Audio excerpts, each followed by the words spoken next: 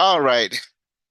Hope everyone's doing well. I want to make a comment on a YouTube um, commenter that I ran into.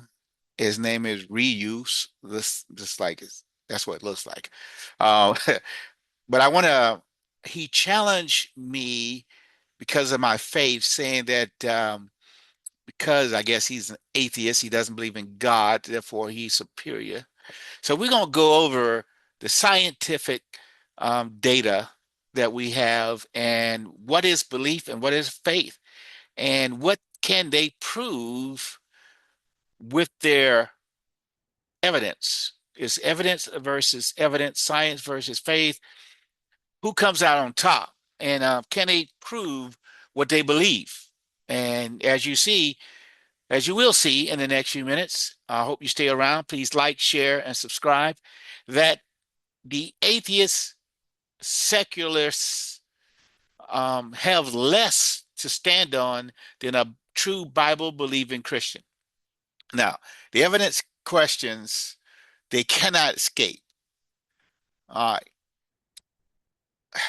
the writer tried to corner me by saying evidence must be observable, repeatable, and measured. He said that a man of faith has no right to talk about evidence. He made a scientific claim. Therefore, I will answer him with science on science, the very standard he appealed to defeat my argument before we even reach theology. Let's start with what they run from, the atheists, the those that believe in evolution. We'll start with abiogenesis. It has never been observed.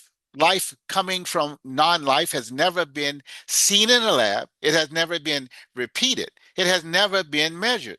Scientists have tried to produce the first cell under controlled conditions more than 100 years. They have not created a working cell.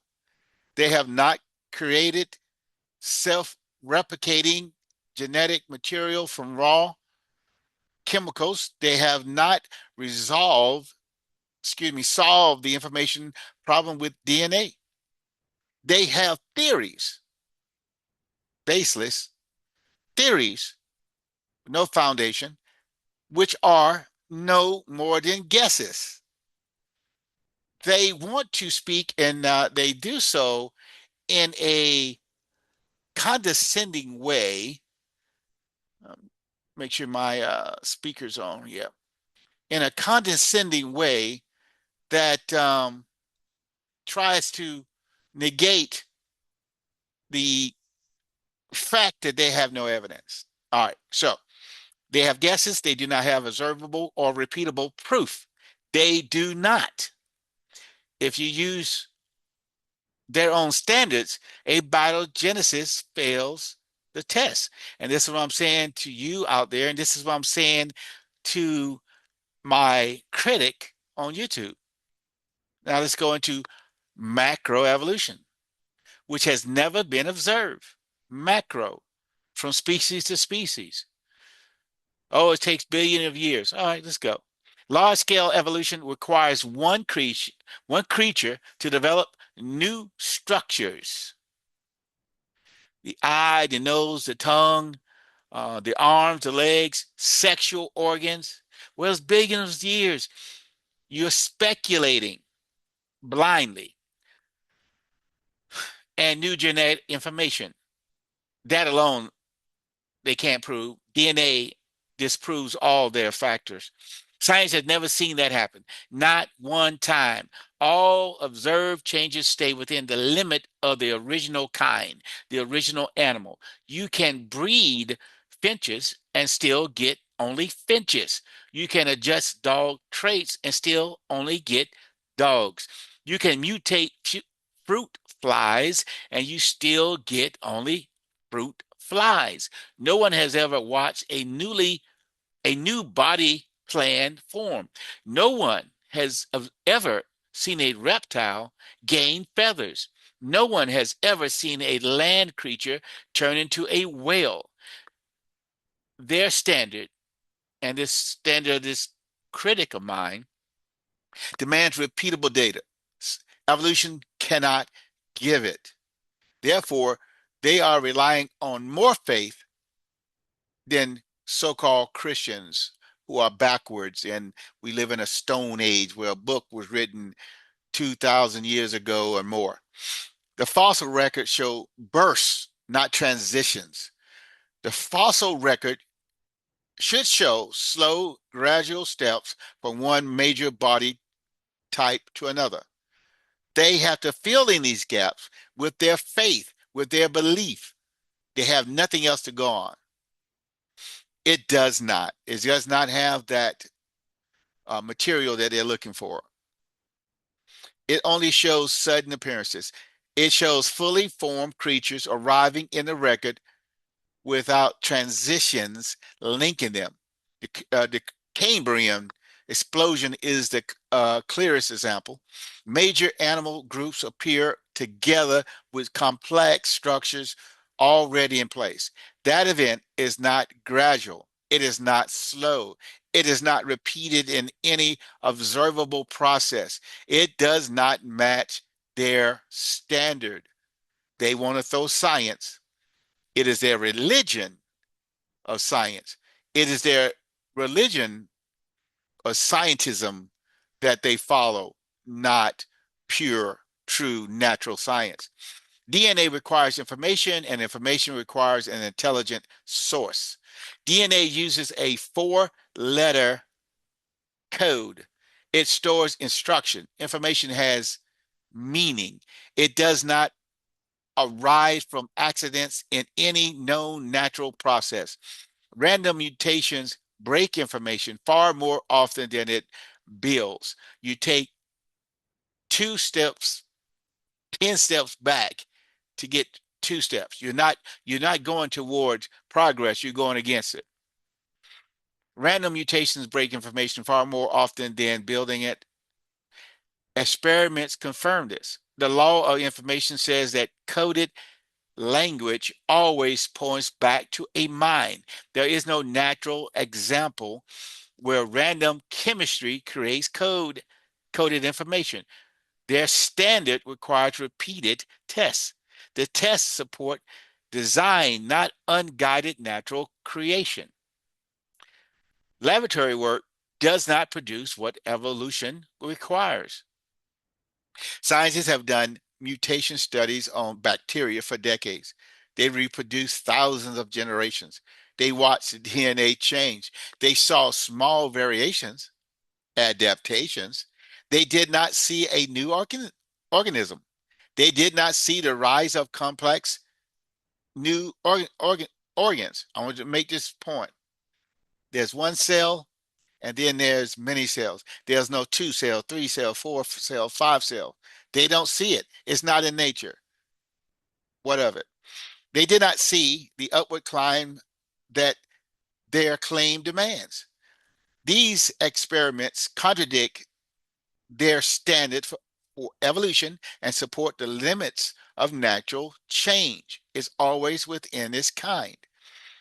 Their claim evidence, right? Talking to this writer, his claim evidence while ignoring his own tests. Like, put it this way: scientists claim we got to use scientific method until you call them out on it, and then they say, "Well, science can't answer all things." Well, it's a lot of things that we can't answer, but they don't want to put us on the same footing because they know they would lose.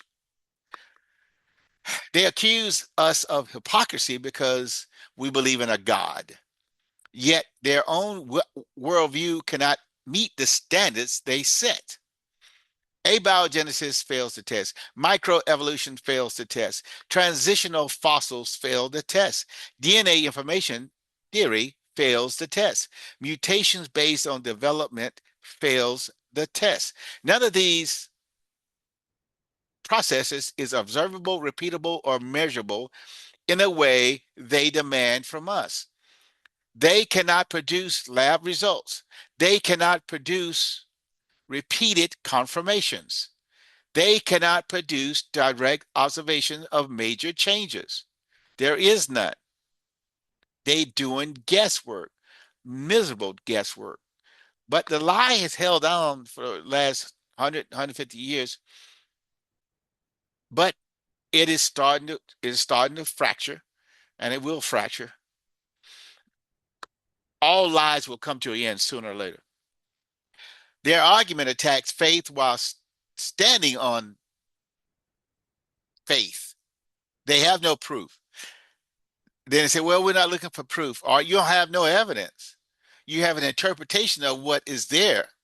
That is all. You're interpreting, you are committing assumption after assumption and not getting anywhere. You say that I rely on faith rather than the evidence.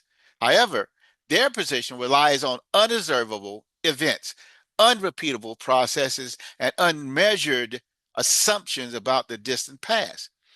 They trust natural processes that no scientist has ever witnessed. They trust steps that no scientist has ever recreated.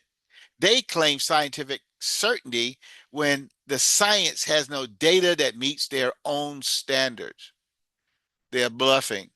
They get paid by the millions, but it's not how high you grow or how tall you get. They're going to fall. And when they fall, their house is going to crumble.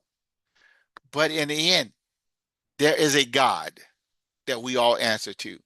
So they may snicker and hide the truth and lie through their teeth, but the day is coming.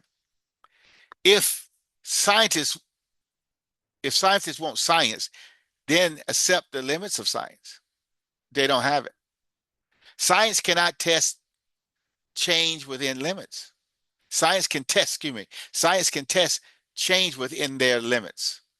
It cannot watch the origin of the universe. It cannot watch the origin of life. It cannot watch the origin of complex body plans. It cannot observe the history of the earth in real time. These are historical questions, not laboratory events. You use the wrong tool and then accuse me of weakness. That is not science. That is a shield to avoid the deeper question of origin and meaning. Final word to them. If you want evidence, then use your standard honestly. Do not move the goalposts when your worldview fails the test. Abiogenesis has no lab confirmation. Microevolution has no repeated observation. DNA information demands intelligence. Fossils show sudden appearances. These are scientific facts. You ask for observable, repeatable, measured outcomes. Your own position on abiogenesis and evolution should supply them, but it don't. All right. Thank you. I hope you enjoyed it. Please like, share, and subscribe. Let me know. Drop a comment. Am I right? Am I wrong? Where do I go wrong? Bring your facts. All right. Bring your receipts. So I appreciate all you tuning in. God bless you, and see you on next time.